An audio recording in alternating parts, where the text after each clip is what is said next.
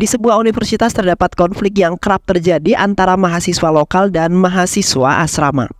Mahasiswa lokal yang cukup mendominasi tidak memperbolehkan satupun kendaraan mahasiswa asrama yang terparkir di parkiran kampus. Mereka berbondong-bondong menghancurkan sepeda motor Yufarats, seorang mahasiswa asrama tingkat akhir yang mana adalah seorang gangster kampus yang sangat bengis. Tak terima dengan kejadian itu, Yufarats yang merupakan mantan seorang penggulat profesional dan seorang gangster yang sangat bengis datang seorang diri dan menghancurkan satu persatu sepeda motor yang terparkir di parkiran kampus dengan menggunakan tongkat bisbol. Tak berhenti di situ, Krupal yang marah langsung mengerahkan geng siswa lokal untuk menghajar para siswa asrama. Krupal mencari Yufa yang kebetulan tidak ada di asrama selama tawuran berlangsung. Krupal menghajar satu persatu siswa asrama tanpa ampun, termasuk memukuli Siri, kekasih Yufa, menggunakan telur yang mentah. Sesampainya Yufa di asrama, Siri dan siswa asrama yang sudah babak belur menceritakan kronologinya kepada Yufa. Siri meminta Yufa untuk mensudahinya supaya konflik tidak berlanjut.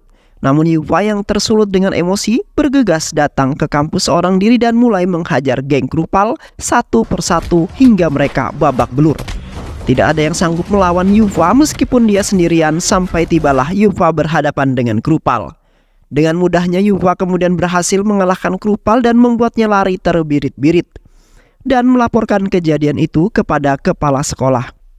Yufa dan Krupal serta beberapa orang yang diduga terlibat dalam konflik itu pun mendapat skorsing dari kepala sekolah sampai waktu yang tidak ditentukan.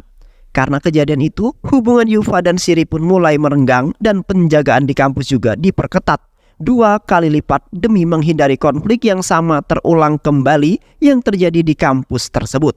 Krupal yang masih tidak terima mencari cara membalaskan dendam kepada Yufa dengan meminta pertolongan kepada Narasimha, saudaranya.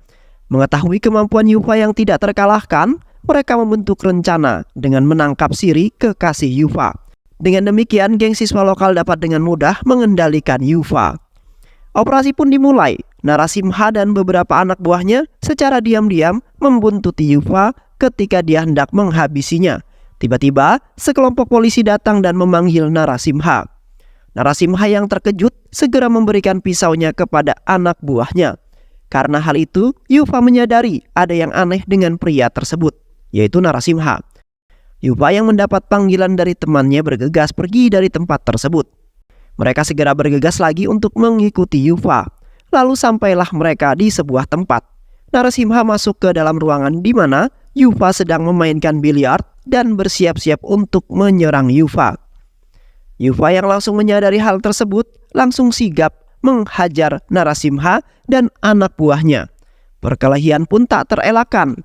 Dengan mudahnya Yufa menghabisi Narasimha dan menancapkan sebuah stik biliar tepat di kaki Narasimha. Setelah menghajar dan menumpahkan jus di wajah Narasimha yang terluka, Yufa membawa Narasimha ke rumah sakit lalu meninggalkannya di sana. Lalu datanglah saudara laki-laki Narasimha yang bersama dengan anak buahnya ke rumah sakit di mana Narasimha dirawat. Ia marah dan kesal dengan apa yang diperbuat oleh Yufa kepada Narasimha. Bersama dengan Krupal, mereka kembali beraksi di sebuah acara tunangan pihaan teman Yufa. Dan target mereka sekarang adalah Siri. Yufa dan teman-temannya yang menyadari hal tersebut bersiap-siap di acara tersebut dan benar saja, tak lama setelah Siri keluar dari gedung, beberapa orang termasuk Krupal terlihat secara bersamaan ikut keluar. Untungnya, Yufa yang segera menyadari hal itu ikut bergegas keluar mengikuti mereka. Di tengah perjalanan, Siri dan temannya menyadari bahwa mereka dibuntuti sekelompok orang, yakni geng lokal Krupal. Namun aksi mereka tak berlangsung lama setelah Yufa terlihat beberapa di belakang geng Krupal. Krupal yang ketakutan segera memerintahkan anak buahnya untuk menggagalkan sebuah rencananya. Geng Krupal yang gagal tidak kehabisan cara. Mereka mengadakan pesta yang bertujuan untuk menjebak Yufa. Namun, Narasimha tidak melihat kehadiran Yufa di pesta tersebut dan memerintahkan anak buahnya untuk mencari Yufa di asrama. Namun hal tersebut kemudian tidak membuahkan hasil. Tak lama kemudian Yufa datang ke acara pesta kampus tersebut. Ia sudah tahu bahwa pesta tersebut dipersiapkan untuk dirinya. Pertarungan pun tak terelakkan lagi, satu persatu geng Krupal mulai dihajar dengan sangat mudah oleh Yuva.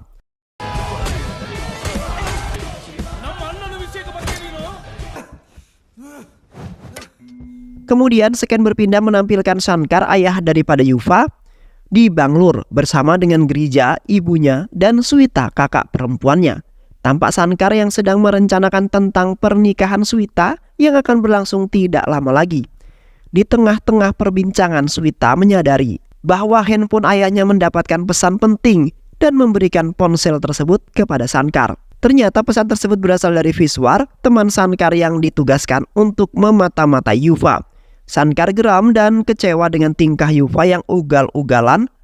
Kemudian dia berkata bahwa Yuva hanya bisa menambah kesengsaraannya saja dan Yuva seperti mengoleskan garam pada lukanya. Kemudian Shankar datang ke kampus Yuva demi menanggapi panggilan dari kepala sekolah Yuva.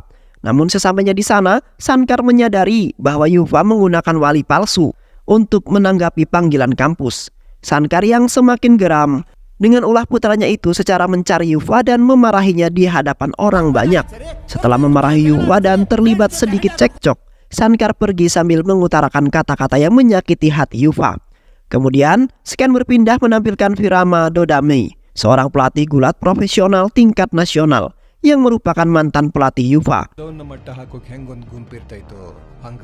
Yuva merupakan atlet gulat tingkat nasional yang harus gugur di semifinal pada sebuah kejuaraan nasional 2022. Hal ini disebabkan Yuva dan Virana dijebak oleh lawannya dengan cara menawarkan uang sponsor liga. Tergiur dengan jumlah uangnya, tanpa pikir panjang mereka menerima tawaran tersebut. Ternyata uang itu berasal dari kelompok bandar judi yang bekerja sama dengan lawan Yuva di sebuah kejuaraan nasional. Mereka mencatat dan mengirimkan data uang itu kepada penyelenggara kejuaraan nasional. Oleh karena itu, Yuva mendapat didiskualifikasi dan dilarang mengikuti kejuaraan nasional gulat selama 2 tahun karena keterlibatannya dengan bandar judi. Mendengar berita itu, Shankar memarahi dan mengusir Yuva karena dia menganggap Yuva tidak menghargai uang yang dia berikan dan malah mencarinya kepada bandar judi. Virama mencoba menyelesaikan kasus tersebut dan membersihkan nama Yuva dan juga dirinya. Di asrama tampak hubungan Siri dan Yuva yang mulai membaik. Mereka bertemu di pinggir pantai pada malam hari. Yuva memeluk Siri dan di sanalah hubungan mereka kembali seperti sebelumnya. Di lain sisi, kepala sekolah dan pengelola perguruan tinggi sedang berdiskusi mengenai masalah skorsing Krupal. Mereka berasumsi kepala sekolah harus mencabut skorsing Krupal karena orang tua Krupal adalah pemasok dana perguruan tinggi mereka. Setelah pembahasan tersebut, kepala sekolah pergi dan mendapati mobilnya telah dirusak oleh anak buah Krupal. Namun, dia tidak memperdulikan hal itu dan segera bergegas pergi ke asrama Yuva. Dia mencari ruangan Yuva dan berbicara 4 mata dengannya. Dia meminta Yuva untuk menghindari konflik dengan Krupal, apalagi dia mencabut skorsingnya. Keesokan harinya, geng Krupal dan mahasiswa asrama pun kembali menjalani aktivitas di kampus seperti biasanya. Tampak geng Krupal sama seperti sebelumnya. Mereka mengusir mahasiswa asrama dan tidak membiarkan mereka menggunakan lapangan olahraga. Yuva yang tidak menjawab telepon dari mahasiswa asrama yang hampir terlibat konflik pun memaksa mereka untuk mundur dari lapangan olahraga. Yuva benar-benar mematuhi perkataan kepala sekolahnya. Dia menghadiri kelas teknik dan menghindari konflik antara mahasiswa tersebut. Kemudian kepala sekolah memanggilnya ke ruangan dan memberikan apresiasi kepada Yuva, serta sedikit nasihat kepada Yuva. Hari kelulusan pun tiba dan Yuva bergegas menempuh perjalanan pulang ke Banglur, tempat tinggalnya. Di sisi lain, mengingat pernikahan putrinya yang sudah dekat, Shankar segera mempersiapkan acara pernikahan yang mewah. Walaupun Girija sudah memperingati bahwa saldo di rekening bank tidak dapat mungkin bisa mencangkup semuanya. Namun Shankar bersikap keras dan berkata bahwa pernikahan putrinya haruslah mewah, supaya orang dan keluarga mempelai pria melihat kasih sayang ayah kepada putrinya. Acara pernikahan pun berlangsung dengan mewah. Bahkan Shankar menghadiahkan putrinya itu sebuah mobil yang sangat mewah juga. Acara pernikahan selesai, Sankar tampak gelisah dan mendapat banyak panggilan masuk lewat teleponnya. Lalu dia membawa mobil yang dia hadiahkan untuk putrinya pergi dari Bangalore, meninggalkan istri dan putrinya.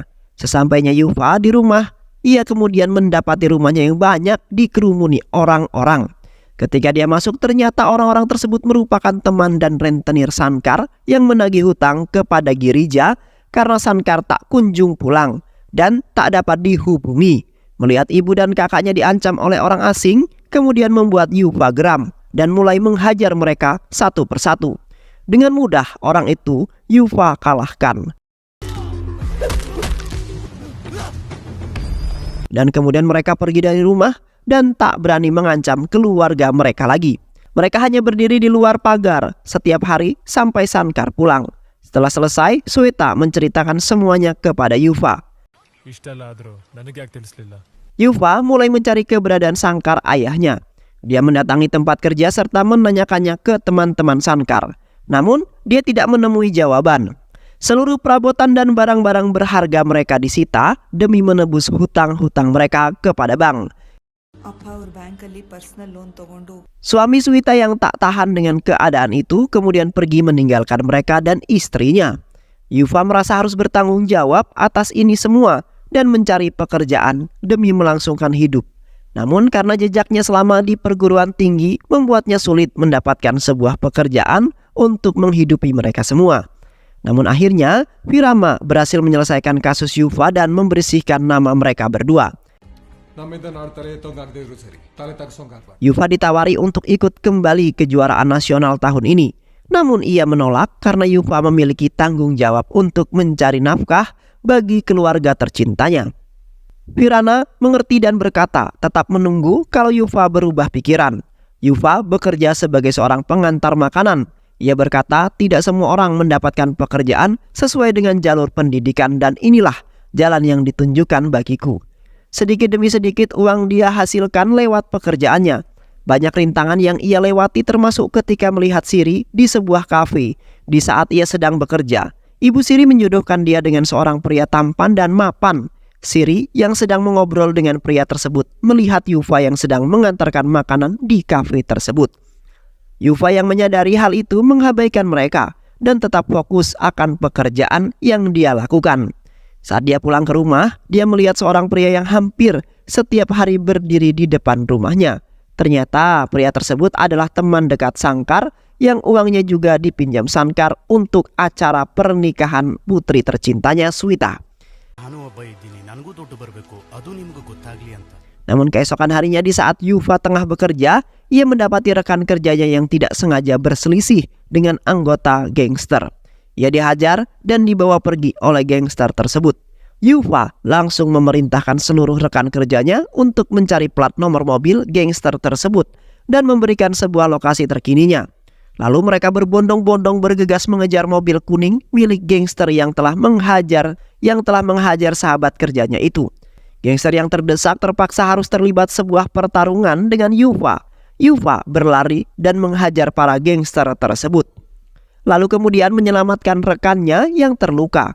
Para gangster tersebut dihabisi Yuva seorang diri.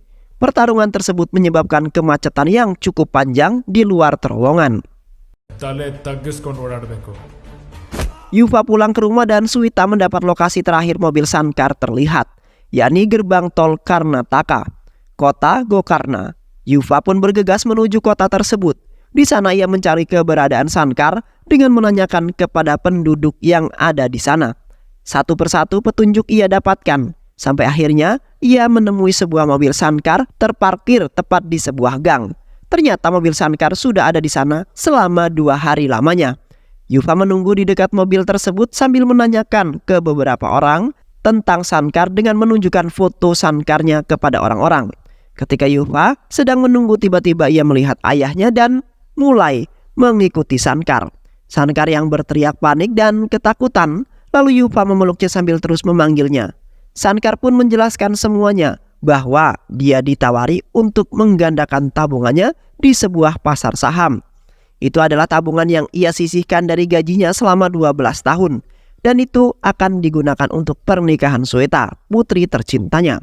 Namun ternyata dia kemudian ditipu. Mereka tidak menginvestasikan uang Sankar dalam bentuk saham, dan Sankar tidak dapat berbuat apa-apa akan hal tersebut. Mendengar penjelasan Sankar, Yuva merasa bersalah dan menangis. Tak lama dari situ, Yuva mencari orang yang menipu Sankar. Dia segera bergegas dengan sepeda motornya. Sesamanya di sana, dia menghancurkan mobil dengan tongkat bisbol dan mulai menghajar mereka satu persatu. Di depan keluarganya, dia meledakkan petasan mengelilingi mereka. Sankar berkata, apabila mereka tidak mengembalikan uang sebelum batas waktu, maka ia akan menghabisi mereka semua. Lalu Yuva kembali menemui Sankar. Dia meminta Yuva untuk jangan menyia-nyiakan kesempatan mengikuti kekuatan nasional. Maka Yuva yang berubah pikiran segera menemui Virana dan mulai latihan mereka. Yuva berlatih keras menjelang kejuaraan ditemani pelatih Virana. Sampai tiba waktunya, satu persatu lawannya Yuva kalahkan dengan mudah. Sampailah Yuva di babak final. Virana memberikan semangat kepada Yuva dan berkata mereka ada di sini untuk menang. Ranvit Rawat adalah lawan Yuva di babak final. Pertandingan dimulai dan Yuva mendapatkan poin dengan mudah sampai Sankar berteriak menyemangati Yuva. Tiba-tiba membuat Yuva kehilangan fokusnya dan kekalahan beberapa poin. Pertandingan menjadi sangat sengit dan mendebarkan. Yuva kalah poin dan waktu tersisa beberapa detik lagi. Di saat yang seperti itu, Yuva sekali lagi melihat Sankar dan mengingat perkataannya membuat Yuva kembali bangkit dan mendapatkan poin ganda dalam 3 detik terakhir. Kemudian memenangkan pertandingan. Sankar yang tidak dapat membendung rasa bahagianya turun ke arena dan berteriak kegirangan. Lalu memeluk Yuva sambil menangis. Menjadi sebuah pandangan yang sangat mengharukan. Di akhir cerita mereka berhasil menang melawan keadaan. Semua orang kembali percaya kepada mereka. Sankar kembali ke rumah dan hidup seperti biasa. Yuva tetap dengan pekerjaannya sebagai pengantar makanan. Dan film pun selesai. Baik sahabat, itulah alur cerita film yang berjudul Yuva. Mudah-mudahan sahabat semua terhibur dengan alur cerita film ini. Sehat selalu. Wassalamualaikum warahmatullahi wabarakatuh.